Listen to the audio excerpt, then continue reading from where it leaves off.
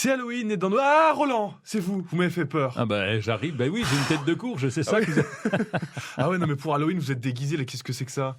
Eh ben attendez, c'est la tradition pour Halloween, on se déguise Oui, en c'est courge. Donc on met une petite lumière à l'intérieur de son corps et on voit par les yeux, ça fait briller. Bon, trêve de bêtises, vous êtes avec nous pour vos conseils jardin et donc forcément, aujourd'hui, c'est le jour d'Halloween, on parle courge.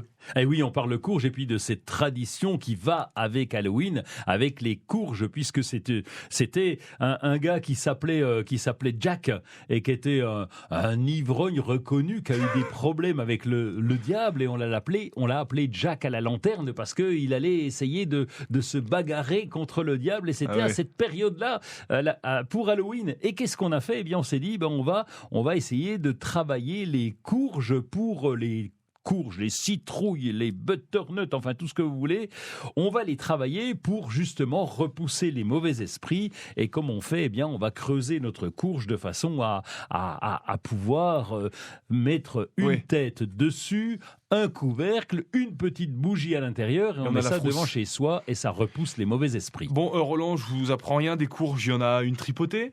Ah oui, il y en a un bon paquet, et il y a déjà la Jack-o'-lanterne.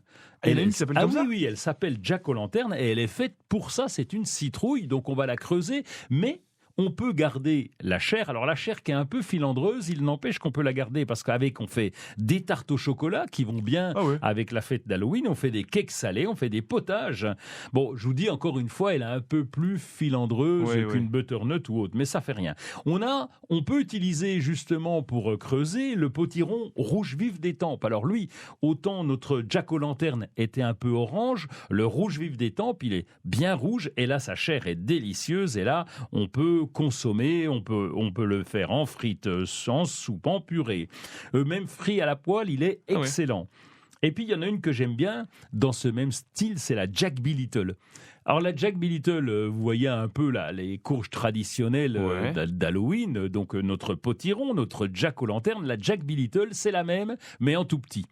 Et en petit, elle tient dans la main et elle pousse plus gros que ça. Mais oui, c'est rigolo. Et donc elle est excellente. J'ai déjà mangé des frites, enfin des frites coupées en cubes, bien frites de Jack B. Little, et ça, c'est du bonheur.